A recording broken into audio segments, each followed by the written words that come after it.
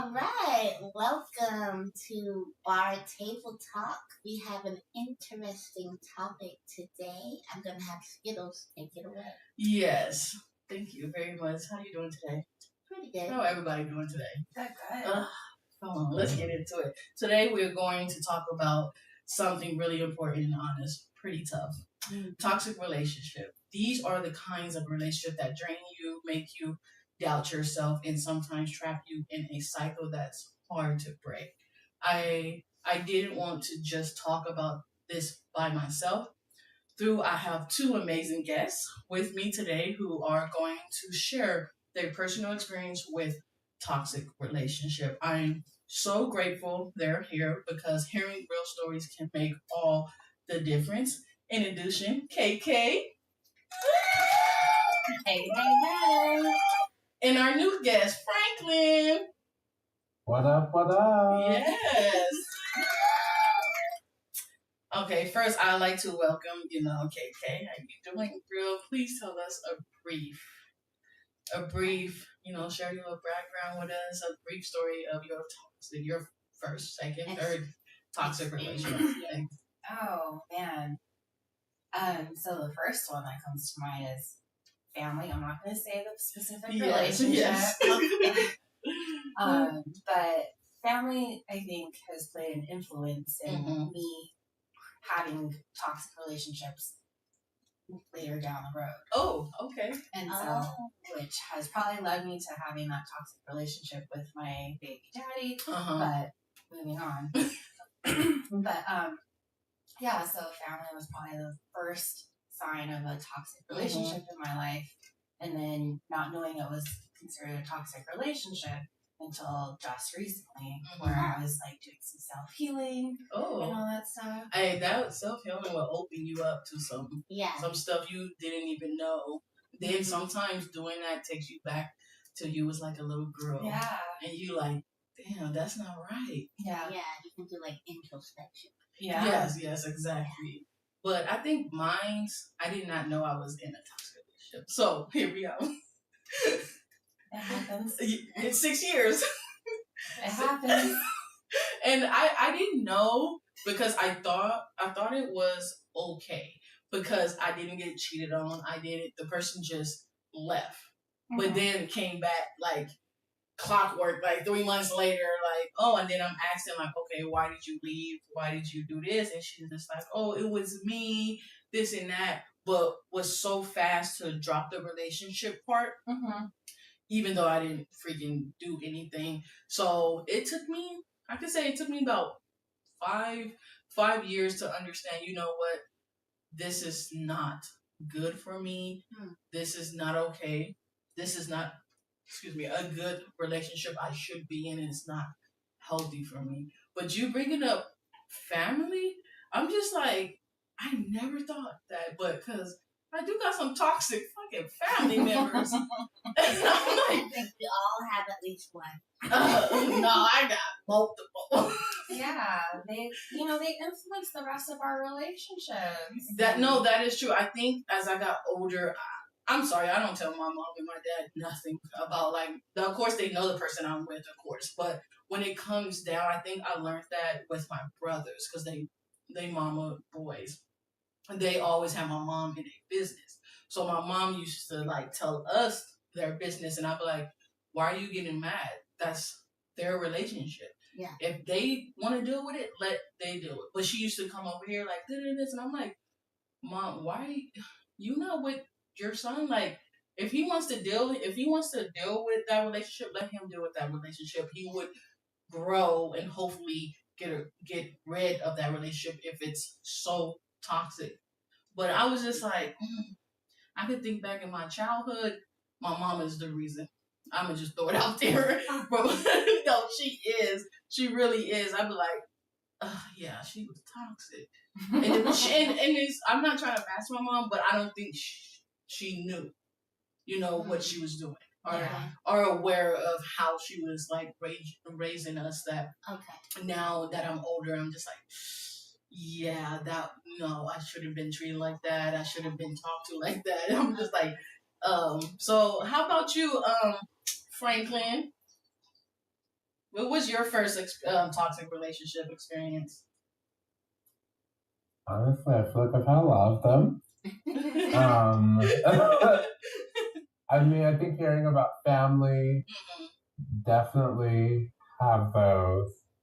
I feel like I always talk about you don't necessarily have the qualities or the words that we have currently to be able to address some of the things that we encounter in the past. So, like, I feel like who I am today would have dealt with a lot of the issues I've dealt with back in the past. Yes. So I think outside of family, and I'll leave it at that. I think I was always caught up in this fantasy about people. So like watching these like love shows, and then thinking that that's like what I should be looking for in the future. So in gay world, as I call it, I feel like you can't get away from vain, toxic people. I feel like they usually gravitate to people that seem like they're caring, and I think just like dynamic people, and they're like slowly acting like vampires, trying to just suck the energy and life out of somebody. So I think about one of my exes. He was a dean at Harvard, doing 2 different positions, and met him on Tinder, seemed fine, but then he would make these like occasional critiques. Maybe like critique how I'm talking, or making comments like, "Oh, this is a Harvard word, and you don't get this type of language." Hello, can you hear me? Yeah. Yeah, I can hear you. Oh.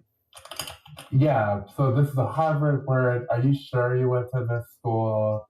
And it honestly felt like trying to be almost like a pick-me of like wanting to steal this attention, even if like saying things that are harmful. I would tell other people would try to like downplay it. And then I think once I could realize that, oh, this is what gaslighting is. Like actually looking it up online and seeing like, oh, like I feel like I'm going crazy, and part of it is because they're trying to make you question your own reality. And then when you're calling things out, they try to change the behavior. So where he's critiquing like, I'm paying for this, and you should be showing up for me. Like maybe in a way that's actually unhealthy. And then finding that if I was like, okay, like you're not giving me enough attention, or you're acting disinterested, then like maybe next week he's giving me flowers, or like trying to take me out to dinner. And then like once I'm like willed in, like, oh my gosh, like he does love me. And then it's like, oh, actually, now I'm withdrawing after the guy. I don't know you. I don't like you. Wow. So I have lots of them, but that is one example. Okay, I really appreciate you being so honest. I have to ask, what do you think kept you in that relationship longer than you wanted to be? That's gonna sound horrible. It's okay. It's okay. I have gotten the feedback before that I'm like, I guess, looking for something, for something to be wrong, and then trying to retreat. So maybe because of the relationship before, I think that person I had been with for a year, and I was like, God, and I felt like wish I had caught some of those issues earlier. So I felt like with this one, I was like, okay, am I imagining this? So maybe you question yourself. I'm like, yeah, I'm questioning myself, questioning how I'm going. And he's commenting too, and saying that like, oh, I'm taking you out to dinner. Yeah. I like I drove us over here. So I don't understand why you're treating me this way. So then I'm sitting there thinking like, oh damn, I feel like I'm a shitty person. But I think once I realized a pet peeve of mine, that I really don't like people wasting my time. Yes. I started to realize like, okay, this man is like playing hot and cold, and like you ultimately gonna want somebody that actually chooses you. Yeah. So when he tried canceling one of our dates at the last minute, totally did not respect my time. I was like, oh, you know what? I'm good. I'm all good. Right. I'm good. Go vacate the premises. And that I think for him, he had an issue with that. Like, I had told him, you probably think this is maybe a coward, whatever. But I just like we weren't really in a relationship at this point. Like, like I think he just wanted a punching bag, and often like again we're doing these like toxic type of behaviors just so to see if like I guess if he had me wrapped around his finger. That's what they do. But he didn't. That's what they do. So I have a question for KK. Oh, I know it's okay. I wanted to ask, what was the first red flag that made you realize something wasn't right when you was in your toxic relationship? With my family, it was. I didn't realize it till I was on my own, raising my own daughter. Yeah. And then I started seeing the differences between how I was raised and how I'm raising my daughter. And I was just like, maybe some of those things just weren't right. Yeah.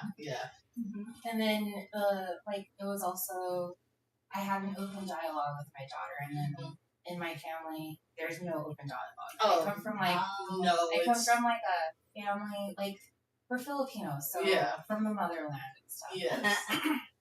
And so there's just a lot of like no explanations, just do as I say. Yeah.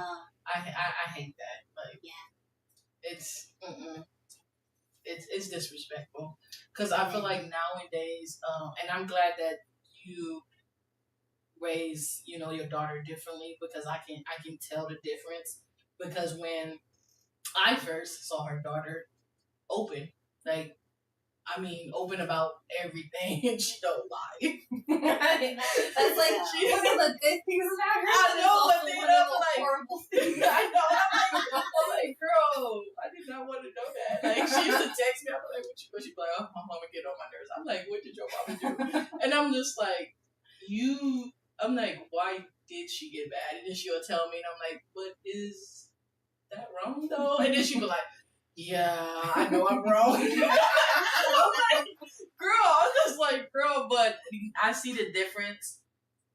And then I'm in your family, I come over and stuff like that, and I'm like, yeah. And then I see the division in your family as well. And I'm just like, that is, and then also it carried on to the grandkids. Like, you can see the division between that, and I'm just like, it's terrible. Because when you have that division, one cousin don't like the other cousin because that person was treated better from my grandparents than that one. And I think as I was getting raised, I think that was another toxic thing I had to deal with because the person didn't like my mom, so I couldn't experience one side of my family because the mama didn't like my mama. So I'm just like, it sometimes just starts with family, and then you get into these relationships, and you just say, oh, okay, I'm not in a toxic relationship until you get old enough to step out. Yeah. I tell people all the time that, when you hit 30, your eyes is open. Like, that's what, for real. Like, I started listening to some lyrics I used to listen to when I was kids. No, not to get off the subject. And I'm like, what? Like that one song by Stanford. What's her name? Lisa Stanford. Being around the board in the eyes. When she was trying to find her man, when I was little, I was like, "Damn, where her man?" And then I realized, like, hold on, what? That was a toxic relationship. It was a song about a toxic relationship, and then I was like, and this, I'm driving to my grandma, and then I'm like, Grandma, you know what I realized? She's like, what? And then I told her, she's like, yeah, like Whitney Houston. She was like, that one song, and I was like, what one song? I had to look up the song, and I was like, so you telling me she talking about taking some married man from this lady? I was like, oh, that's a toxic relationship too. I was like, OMG. And I know, Shay, you haven't really been in a lot of relationships. I mean, but I have experienced toxicity. And I didn't even think about family dynamics because, she looks like, hell yeah. I was thinking more, I was like, relationships. I'm like, haven't really had that many that last very long. So, relationships come in all shapes. I ain't about to be like, Shay, what's up? Like, aren't that church? A lot of toxic relationships. A lot of toxic relationships. Them stories you was telling me, I was like, what? No, I think Franklin made the point, like, toxic people gravitate to a certain type of person, right? So, like, I'm like a people pleaser and a giver. I'm pretty kind and things like that. And so I think that they're just right away, they're like, I can run all over this person. That's the one I want to be friends with. Like, and I think that happened to me a lot. Friend in your friendship? Yeah, I mean, as a kid, you know, I would I think I gave away my socks to a girl in kindergarten. For what? Because her socks were dirty. Okay. She liked my socks. I just gave them to her. Like, Franklin laughed. I'm just like, why? Like, I would have been like looking at her. Shy was already a nice person. I was already. I found $20 in middle school. Really? I turned it in. I turned it in though. Yeah. Why the fuck not? I'm 17 years old, bro. My mom was like, "Why did you turn it in?" All they have to say is, "Yeah, I lost a $20 bill." And you know that Dean took that $20 bill, right? That Dean took it. Whoever you gave it to. No, the principal in middle school. Yeah, he took that 20. And he probably went to In-N-Out with that. Yeah, so when I had friendship, like, especially, like, the church that Franklin mentioned, like, I had a lot of friends who, they would get me to do stuff that maybe I wasn't so, like, gung-ho about, but they were just like, come on, let's do this, and then I'm doing, like, most of the work. It was the pressure, huh? So that girl was looking at you like, are you gonna give me your socks, huh? And you was just like, oh, I felt bad for her. And they were like expensive socks with big ruffles. My mom was highly upset. Girl, if you don't, I would be highly upset. Me too. See, look, you gave that girl your socks. Let's be honest, she didn't need it because she probably had some in her little bag. Then you got home to your mama. Your mama said, "Where them socks at?" You said, "Not on my feet." and then you got your butt whooped, huh? No, I didn't get it. Oh, okay. Really? I know your mom. I didn't get a whooping because she knew that I sincerely thought that the girl needed the socks. So it wasn't like I was just like, I don't care about these socks. I was like, I know that these are pretty socks and I want you to have them. And she's like, Shanae, stop doing that. Was she your friend? Was the girl, little girl your friend afterwards? I don't know. I don't remember kindergarten or my friends anymore. I don't even know. But yeah, it's one of those things. Definitely growing, getting, as I am older now, like my 44-year-old self would have a lot of talks with my 20-year-old self. A lot of talks. Like, this person is not your friend, clearly. Please stop. I think when you're in your 40s, you're more like, I don't give a fuck. Oh, no, that's definitely, I was telling you that the other day. Like, I feel like, honestly, the era of I don't give a fuck has came to my life. And I am enjoying it because it's very, you feel a lot of anxiety. It's very freeing. You feel a lot of anxiety. When you feel like you have to always perform for someone else. Or do, you know? But I also feel like part of that is that it's really literally there's gonna be somebody that has an issue with you for any at any stage. Yeah. Some people won't like you just because they don't want to like you. Exactly. So that's the part that I have to realize is that there's always a Judas in every friend group. Yes, there is, and people like you. I like what you mentioned. Like someone just doesn't like you just because they don't want to, and you're trying to figure out why they don't like, and you're like going crazy. Like, well, why don't you like me? Toxic. I've had a million toxic workplaces. Oh my God! Yeah. No, I think Highland was the worst toxic place when you was at that. Toxic place. Yeah, and it was so sad because it was a lot of African, Americans there, and I'm just like, you would think they would empower women. It's like, no, they all was talking about behind her back, and they was hating on her because she got paid more, and I'm just like, why is your manager telling them how much you get paid? Like, I'm just like, no, it was toxic. It was a lot. Like, I was being disrespected on a regular basis. And then her experience just outweighs all of them. I'm just like, she's been doing this for 15 years plus, and y'all want to come at her talking about she don't know what she's doing. But you know what it is? In today's society, women do not really support women. At all. No, it's a thing that we would support. Yeah. It is so hard to find your group of women. Yes. And so in my workplace, I try to support every single female in that workplace because I don't care if you're a junior staff or like leadership.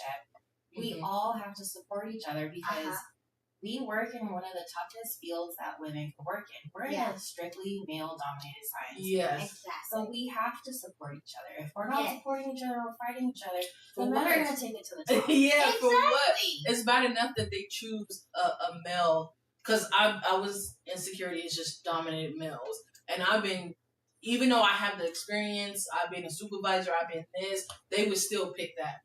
Like, I got picked over like somebody that I'm just like, he sleeps all day. Like, and I'm like, come on now. He sleeps all day, so you're gonna, and they didn't, all he said is, can I be a supervisor? The manager was like, yeah. And I'm like, so we're not gonna pull resumes and it's because you didn't have the right qualifications. Oh my God. You're missing key qualifications there. Oh, they're missing some dangling and berries. Dangling. A twig and two berries. So a twig and two berries, huh? I mean, let's not get it that because I can buy it. No, but it's Franklin like, whoa. No, but Franklin also faces something. I know, as a African man, yes. I don't know. I know because you Nigerian, right? Or Nigerian. Oh yeah, no, they tough.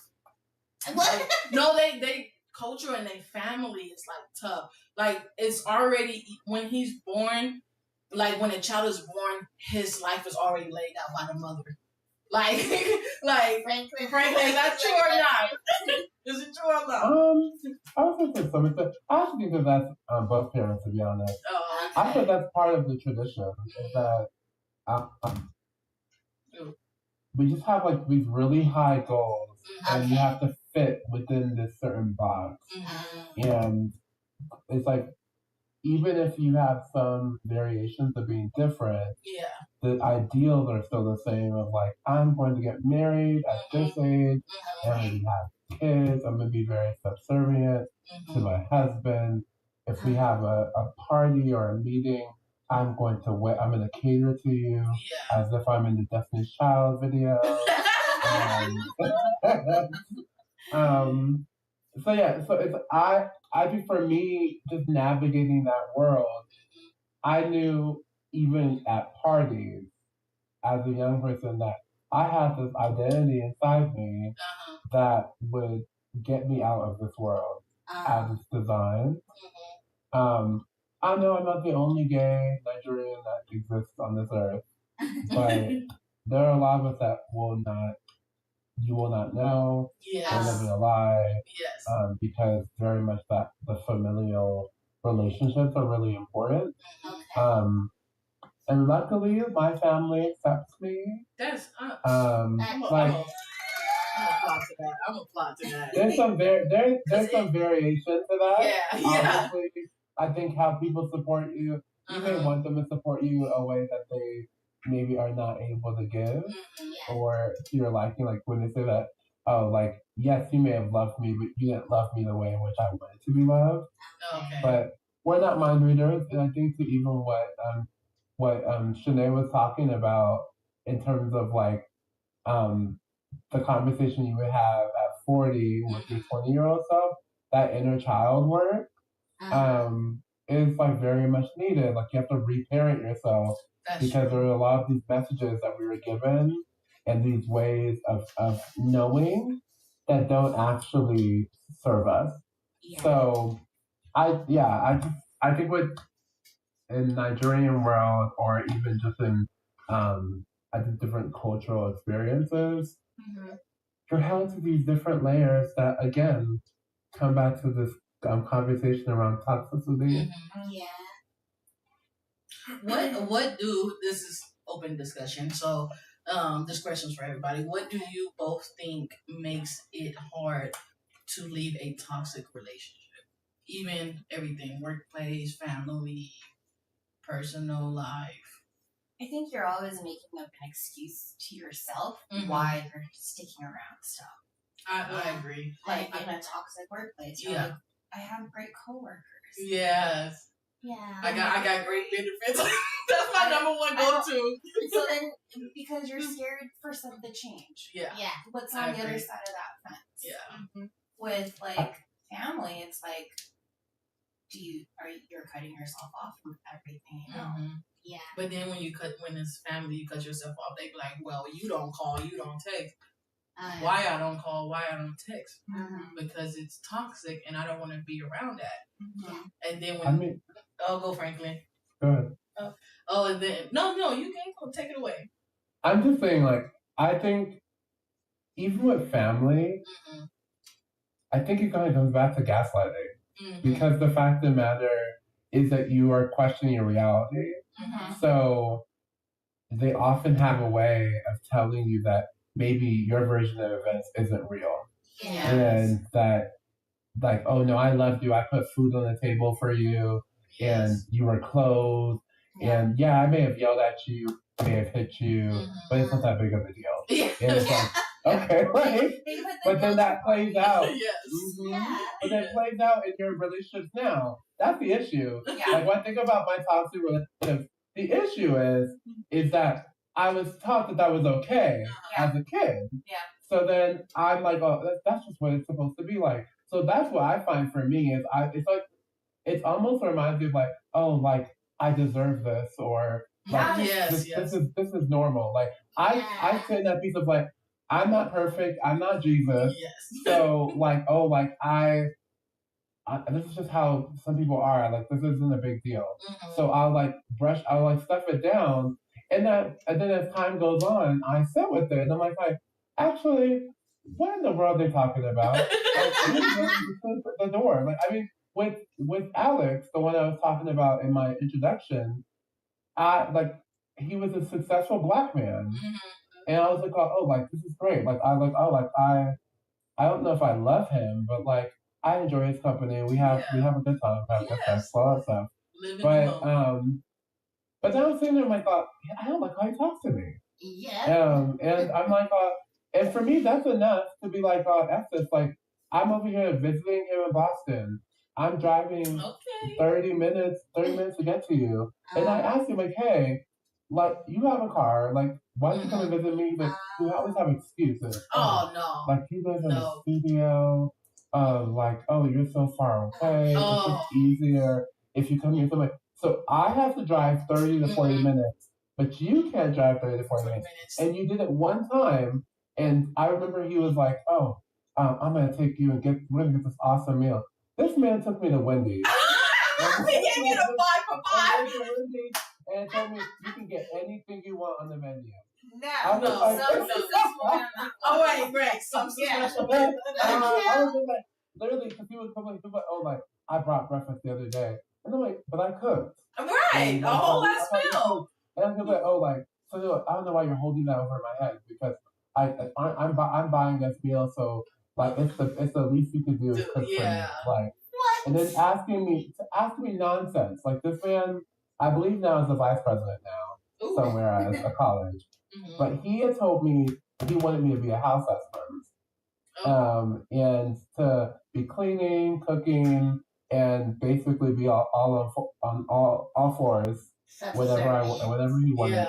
And I was just like, this is nonsense. So I feel like I've told people that the more healed I become, my tolerance for bullshit is very small.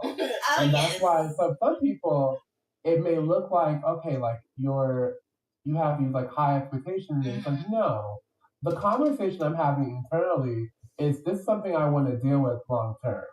Yeah. So I want someone that is demeaning towards me and is giving me the silent treatment, blaming me for their emotions, just so I can say I have someone. Because I think there are a lot of people, we know a lot of people who deal with toxic people and they're in relationships, they're married to them just so they have somebody. Yeah. Or they could just say that they're married. Right. Like, oh, I'm married, but your husband is like treating you like trash. And y'all in two separate houses.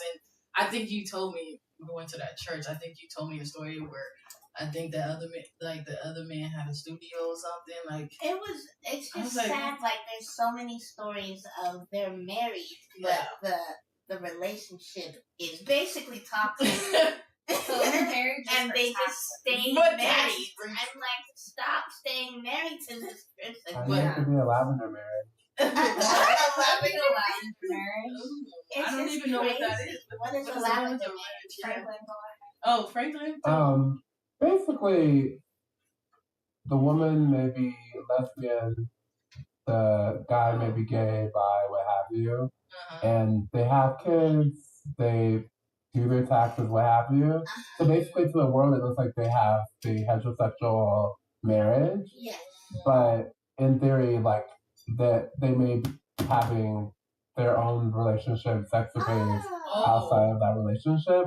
But again, we're able to have the kids, and we're able to have like to file together and all that stuff. That's like Will and Jada kind of had that, but allegedly. You can't just throw that up and allegedly, people. Allegedly, Will and Jada's relationship was like more open. Their marriage was kind of open. I mean, that's a choice. I feel like that's a choice they made. It just kind of went down. I mean, allegedly. I mean, that's what happens when you have open relationships. You have like rules, but then sometimes you may fall in love with the person that you invite into your relationship or they're your boyfriend. That's true. I'm like, that's the next discussion. Would you allow open relationships? No. Hell no. Well, I will also say to your question before. No, I'm just thinking like, what was I gonna say? I forgot it now.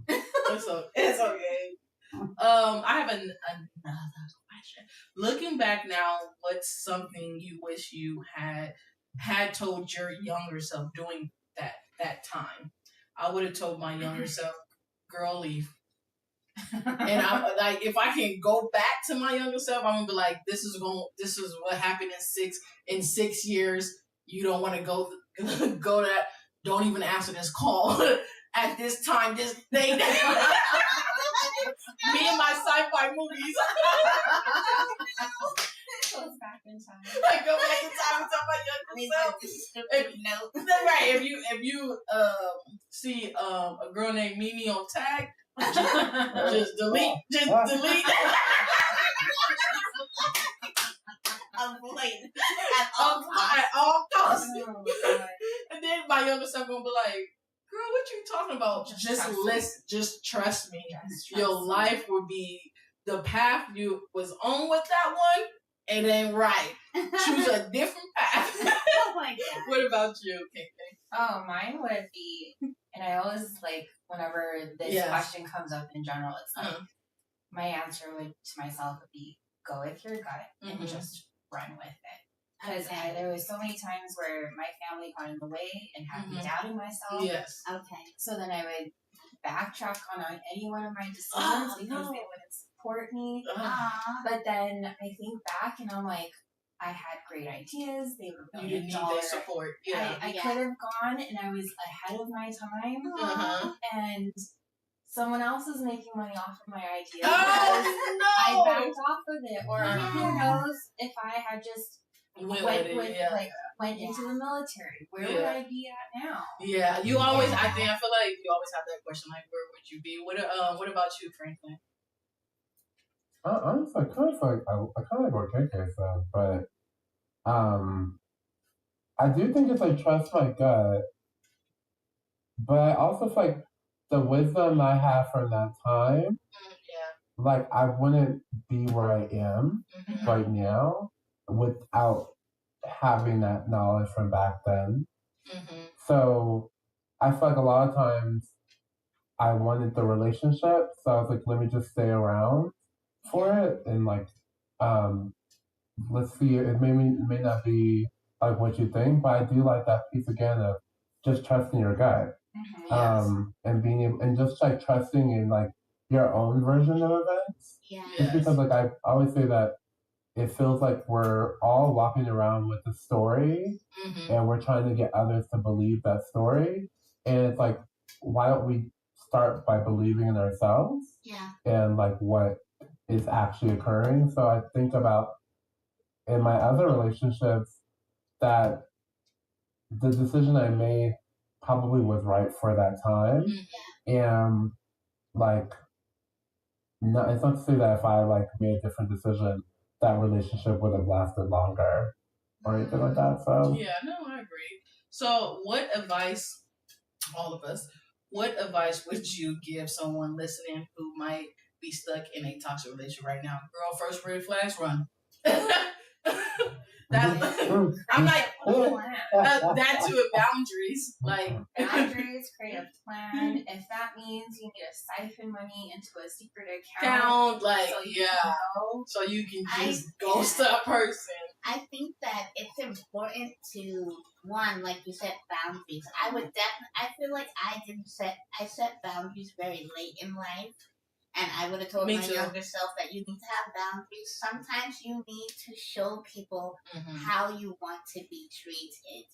And if they're not treating you that way, then don't be afraid to let it go. There's like, I can count on one hand how many friends I have, and that's okay. Yeah, no, I don't need a lot of friends because at the end of the day, half of them ain't even gonna be there when you need them. So you need to have if you have two good ones, then you got two good ones. Yeah, exactly. But also keep in mind too, that boundaries piece, it's also your responsibility to be the one to uphold those boundaries. Like oftentimes we may name what those boundaries are and be like, there you go, now you need to abide by them. But people are going to try to get around your boundaries all the time. And you can't blame them for doing it. That's just human nature. But if I say that we only can talk on this day, and you try calling me on the other day, I may not answer. You can't blame me for that because I told you I was available at this time, not when you want to be available. Stand on business. And that's how you know they control it. Yeah, I will say too that I'm in the space of like when people show you who they are, believe them. Oh, okay. So I think like when I think about like I think to the question from before, I had thought about the ones that will say that their ex is crazy. Yeah. To me, that's the one that you want to run away from because they are probably the issue for why that relationship didn't work out. So I do think about that piece of like like when people show you who they are, you believe them. Like what Robin says with the Lethem theory. Hey, but sometimes like you can control yourself and how you react to things. You cannot change other people. So it's like stop trying. It's like that's when you look like a fool.